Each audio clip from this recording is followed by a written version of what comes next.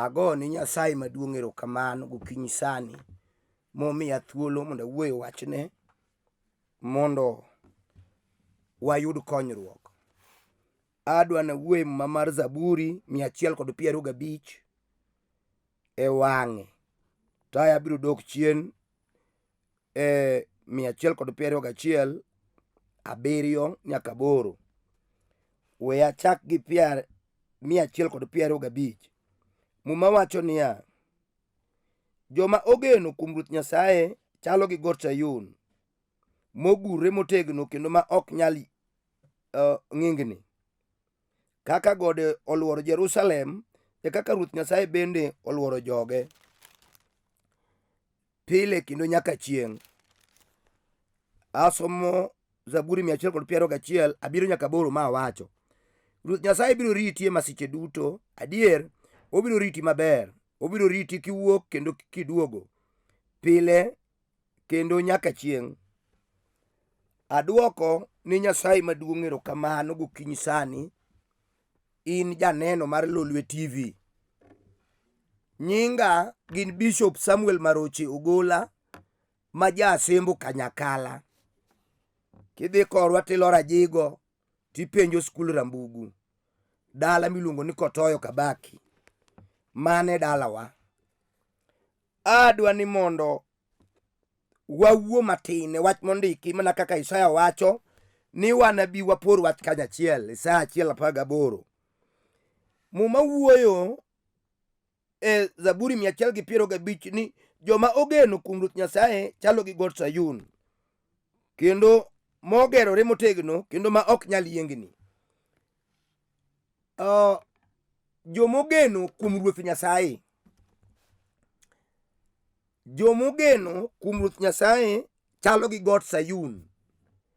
Ere kaka iketo got Sayun mondo chal gi jomogeno kuom Ruoth Nyasaye? Got Sayun king'iyo malong'o gin gode madongo manochwe kod Nyasaye, to kama nochwe gieno gi ngirni kanyo pok giaye, kendo gin gode ma kochopo okinyi tineno tho kod mawingu kanie wigi. Thothne e kinde machon Nyasaye ne jalim jo-Israel e godno.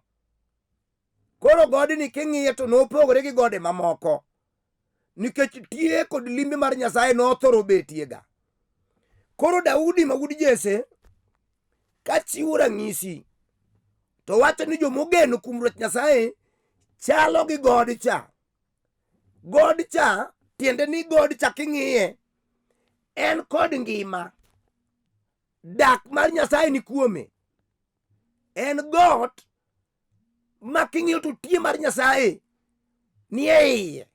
Apako Nyasaye maduong'. Erokamano kuom Jehova Manyalo Tuto Te. Adwa nawuo kodi mos ka wadhi, ka ok ariki tibende ok irika. Geno nitie mathoth ji osegene gik mopogore. Jomoko osegene pesa, jomoko osegene somo, jomoko osegene yawuoyi ma en go monyuolo, jomoko osegene wetene ma kipenje to koni an ikiaya kea dalawa dala manigo, dalawa dala pesa, wuoya unena mana ka, de ng'ato kau makelu dalawa, de ung'eyo ni dalawa dala manitie. Adiera thothne otimo nyadhi, samoro en dhako ogeno kuom chwore, ma kata ka gimoro mochwanyu matin tipo ka chwore osemaki oketi e sel, mana duoke matin mane uduokrugo. Ogeno ma kata wuoye gima bor gi chwore to omo wach chwore morwakie gino, tiende ni king'iye malong'o ogeno chwore. To ginie mon ma kadichuo tho tiyudo koywak mofend, mopenjre wuon kamoywakieno ni wuon Juni aitho iweya atak gi kanye. Ne ok ung'eyo kamonyalo takogo kapod dichuogno ngima. Nogeno kuome full. nitie jomogene udi mag kodesha e bombe ma wan go thurwa ka. Bondo enie Gilandi, Kisumu enie Gilandi, Okrach, Siaya enie Gilandi, Homa Bay gi Migori, Nairobi to koro magi opong'o. Ka ji wuoye mbaka Karunji, iwinjo mako buogre niya ning'eni landi na ma Kisumo, kata ng'amo penje landi ne onge. En ng'ama kuwinjo ni od achiel owang' to pressure ma idho itere ward ICU nang'o nogene odeno. Awuoye gik ma ji osegeno to ok okelo ohala. Joma ng'eny osegeno mitoka gima ber kata an agombo. Ang'eyo en gima ringo mamiyo wuoth bedo mayot. To idong ineno kiwuoyo kodi timoko mae maika igeno maonge giminyalo wacho mowe mitoka, kendo idwaro ma joma wuoro mitokino nomera mitokini wang' ni tek ing'iewo mitoka. Samoro en mitoka manigi but malo, en mitoka miywayo gi remote, mitoka mimoro mabor. Omer igeno malong'o, onge ng'ama loko pachi mano. Samoro igeno kuom nyithindi mane inyuolo taeti ipuonjo Okrach, omera mitgi chako yudo pesa. Weche ni opogore. Ichako nyietho ni nyiekeni, ipenjo ni bomena bet pod ichamo pinyni, ineno kaka idak, iywago mon mang'wete e bath dalani kako kwamo. Iwacho weche mag sunga kata e but anyuola iwuoye marach. Ka ji wacho ni onego gol 100, ti wacho ni migolo nang'o ji ogolo 2,200. Nitie kaka inenori. Winji mago rumo. Ka ok igeno kuom Nyasaye, mago rumo ga. Apako Nyasaye maduong', apako thuon, apako jo Nazareth. Chuo mang'eny osiko udho mondegi kata liel, kata chokruoge Nyasaye. Kia ni an dichuo ma dhako achiel, chiega mahero, kia machal nadi. Iudhe audha Okrach. To be ing'eyo ni we udhe ka gimisunge, jachien rat gi gimisungo. Bondo yud dhako maber mano ng'uono. Ok en tekoni kata riekoni, mano ng'uono mar Nyasaye. Nitie jo maber moloyi, to hapgi ok obedo maber sama ne ginyombo ma ginyuomo mon mamiyogi tabu, mamiyo kwe onge ngimagi. To in kiyudo maber, onego iduok ni Nyasaye erokamano. Ok onego bed giri mar sunga. Jomogeno kuom Nyasaye, okoni ruoth ok anyal kionge. Gigeno kuom Jehova. Nyasachwa kigeno kuome ok leti down. Nyasachwa jok mogeno kuome bedo gi duoko e ngimagi. Ji nyalo neni ni pod in piny. Igeno kuom Nyasaye, ikaw ngimani te iolo kuome, obiro ting'i malo. Ka ji neno kama gi wang'gi, Nyasachwa ma jafitina, kama ji paro ni serumeno, kigeno kuom Nyasaye, obiro ting'i malo.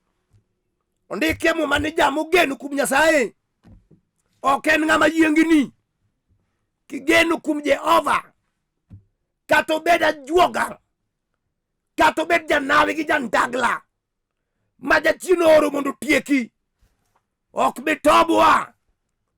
Winji, biro loyo, ibiro wuok gi teko, ibiro yoro kidhi, Jachien oluoro ng'ama ogeno kuom Nyasaye.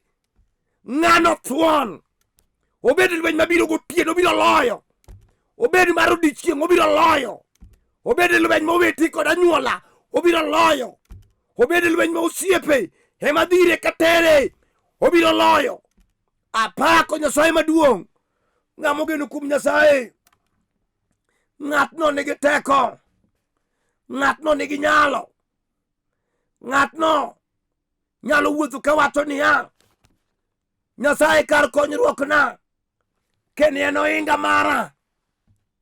Kata lweny gocho gotieno, jal mogeno kuom Nyasaye, malaike mag Jehova biro rite ka ok oluor.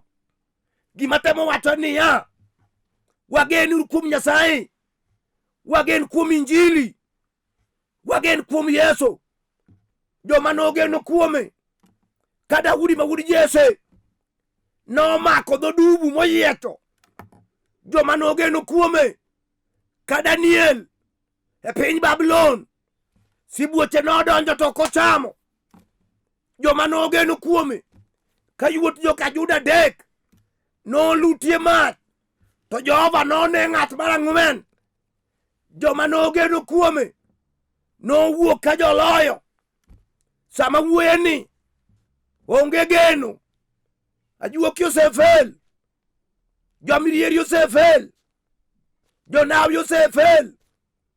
Jochike mag anyuola osefel. Gin magirito chikego be magitho. Mago osefel. Gimodong' ng'ama orito chik Jehova en ema odak aming'a. Odak onge tuo. Odak onge midekre. Odak othuon. Apako Nyasaye maduong'.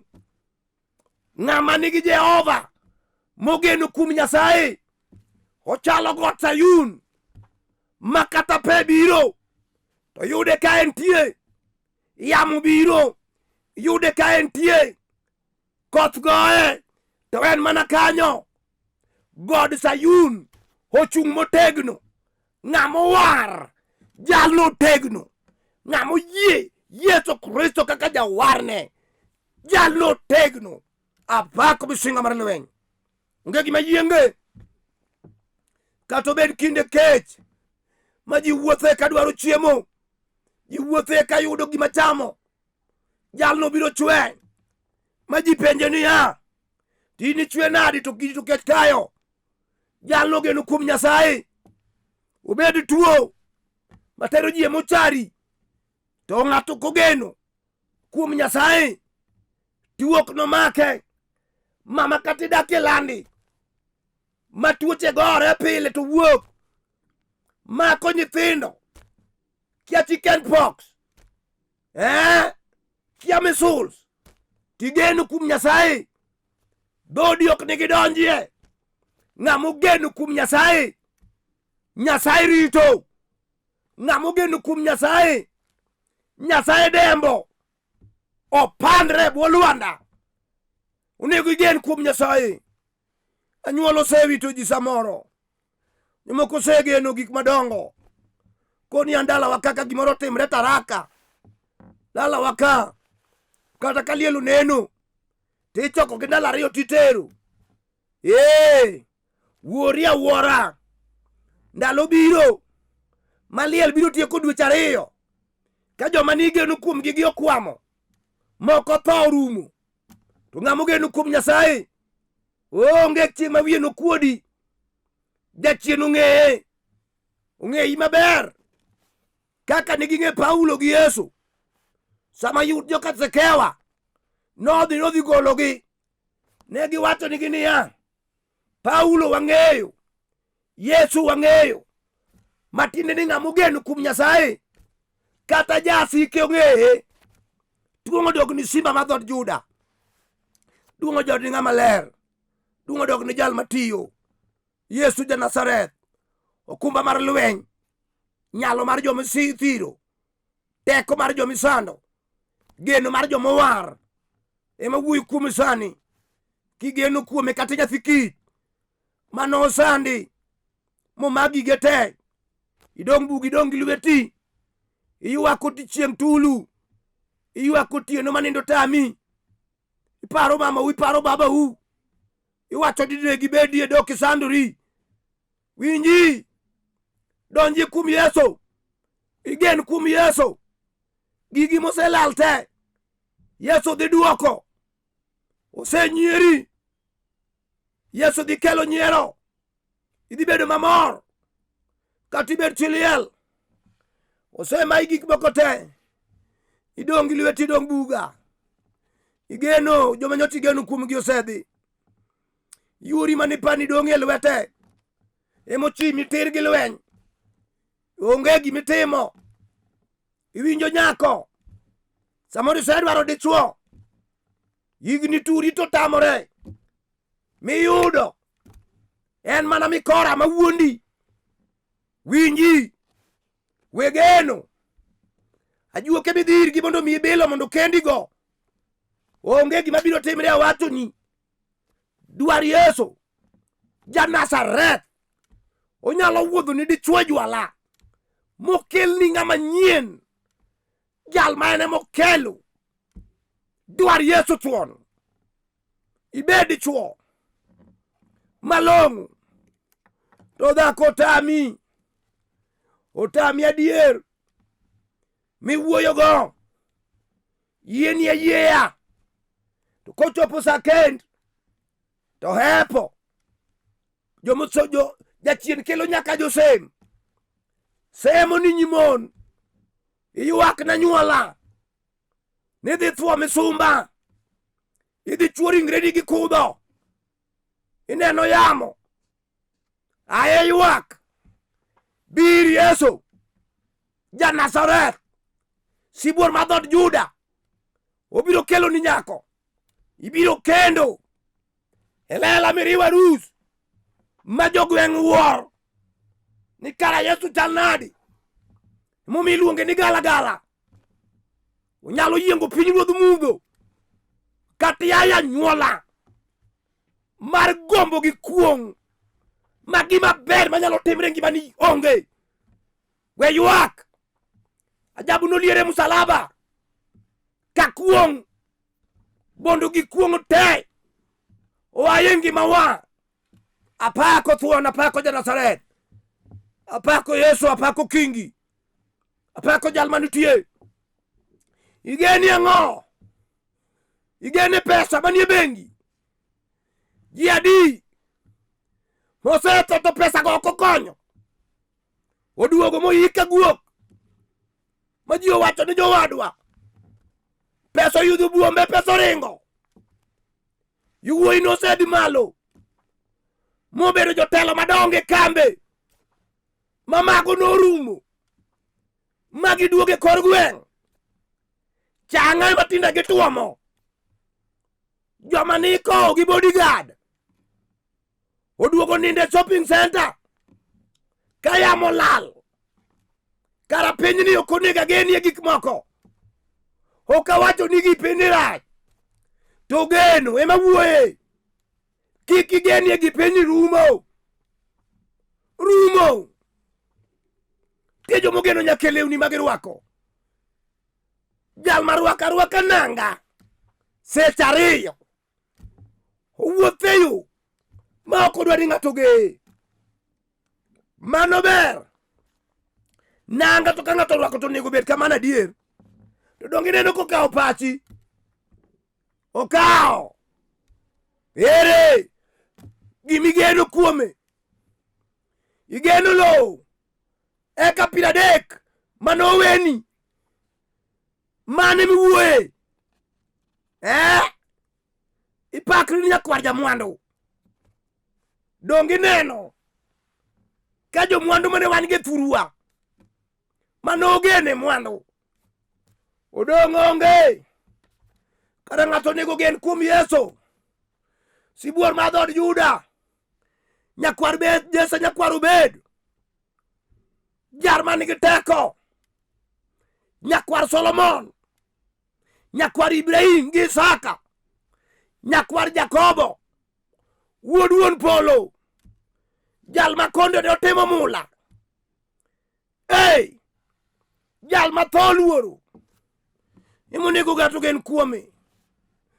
Kor gi Lazaro ne gigeno kuom Yesu, gigeno kuom jal mawuoyo kuome, gigeno kuom misango, gigeno kuom singruok, gigeno kuom nyarombo Nyasaye, gigeno kuom nyarombo Pasaka.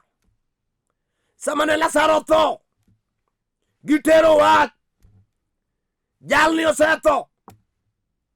We awachni Yesu ja Nazareth notimo ng'wono koluwore gi kaka joka nogene. Muma wacho ni Lazaro nowuok e liel mochako bet mangima nikech dala gi kanyo ne gigeno kuom Yesu. Yesu ja Nazareth kigeno kuome to mi ngima. Ae weche ni mithoro wacho maonge korgi ni an itugo koda. An ok ing'eyo ng'eya gi jodo madongo, ung'eya gi josiasa madongo, ke ung'eya gi weg kambi, owadwe DC, owadwe dio, owadwe jatend polise, owadwe maneja mar kambi mago tende madongo ma Mombasa. Mage miwuorigo wuori awuora. Kinde no biro rumo, ibiro neno ka jogo ringi te, idong kendi, idong bati, idong kifua lweti ka ng'ama iringire onge. To Yesu entie pile. Yesu emonega sungrago, emonega wuoth kating'ra malo, nikech an gi Yesu. Sibuoro lotho okewo jo-Yahudi, jal maduonde wuok aora, jal ma wiye ni osimbo mar kudho to ligek mach ni e wiye tir, jal ma wang'e ogo thole, ochalo sibuor moa nyuol. Awuoyo kuome, apaka winjo duonde. Yesu ema wuoyo. Nyakwaro bed, chieng' kod dwe noringo wang'e sama noliere tok dala Jerusalem.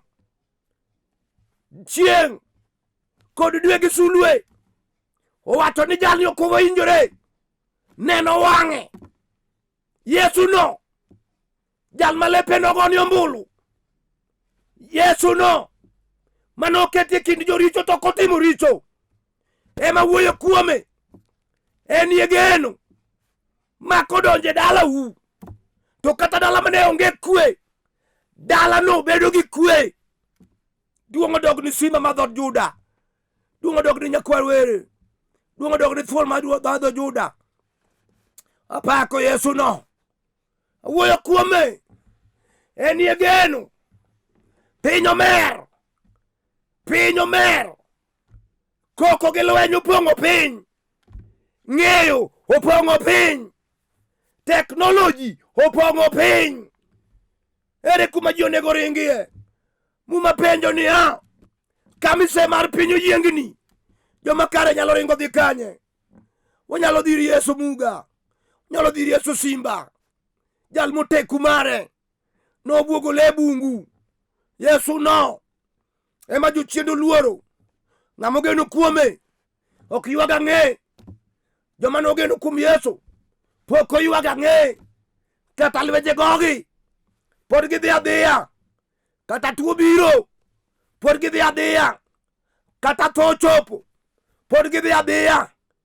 Ng'ama ogeno kuom Yesu chalo God Sayun motegno, mongirore, chalo yien mopidhe tie aora ma tiendene ochope pi.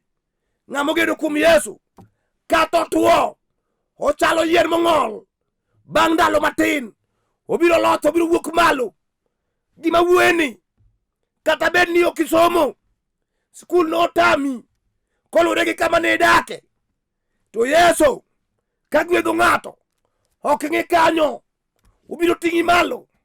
Aseneno jomiluongo ni billionaires ma ok nonyono sikul gi tiendgi, to Nyasaye oting'o gi malo Yesu ja Nazareth ka ng'ato geno kuome ok obi jwang'i, ok obi jwang'i. Adwa nalamie gi jomoko sani manena mawacho ni jowadwa kawuono adwa kawo Yesu kaka geno mara, adwa kawo Yesu kaka geno. Osiepo osewita, anyuola osewita, joman go oseweya, adwa kawo Yesu. Ting'a badi kochimo TV tir, adwa lamo ni Nyasaye. Nyasaye maduong' mar polo, apaki ja Nazareth, duong' gi pak kod loch gi teko dogni. Awan kodi gokinyi sani kawuoye geno kuomi, mama mang'ino, mama morie lwete no, kijana no, jaduong' no orie lwete kochimo TV. Nyasaye bed geno mar ngimane, bed geno Nyasaye mar ngimane. Nyasaye maduong', apaki ng'at manitie. Parna Masi Wasiali machiega, Masi Apiyo kama entie piny Rambugu kanyo. Parna jolweny kamoting'o Collins Odera kanie piny Kabiria, jal musiepna mawuod Nyakach. Parna Collins Odero mawuod Ugenya. Parna Ogembo Paul Bishop kama entie. Iparna Sila kani Kibira e Kupa kanyo. Parna Nyakwara Roto kama entie. Nyasaye maduong', parna die ma Nyakwara tie, iting'e malo. Parna kanisa ma The Finished Work at Calvary, mama Nyasembo sani kanie piny game. Iparna go ting'na go malo. Iparna Eunice Manyalego, apako msinga mar lweny. Nyasaye maduong', itimo gik madongo. Ang'eyo ni timo gik madongo. Nyasaye itimo no mang'eny. Itimo no ruoth mar ruodhi. Ikonyna Dominic mawuod Ugenya kanie piny Kibira. Alami kan kod yie ni setimo e nying Yesu Kristo ruodhwa. Kidwaro mondo yuda to mae namba ma mondo go 07 400 87 57 5. Anuoyo 07 400 87 57 5. Kigo namba no tiyuda, wanyalo puonjire kodi kata nyalo lamoni. Ka in gi wach moro mapek kata matek to gochna mondo walalre mondo alamni Nyasaye. Kidwa bire kanisa, alemo kamiluongo ni Olympic Kibira, Lor Olympic stage, ae gochna e namba no tabiro kawi. Nyasaye mondo gwedhi. Shalom, shalom, shalom.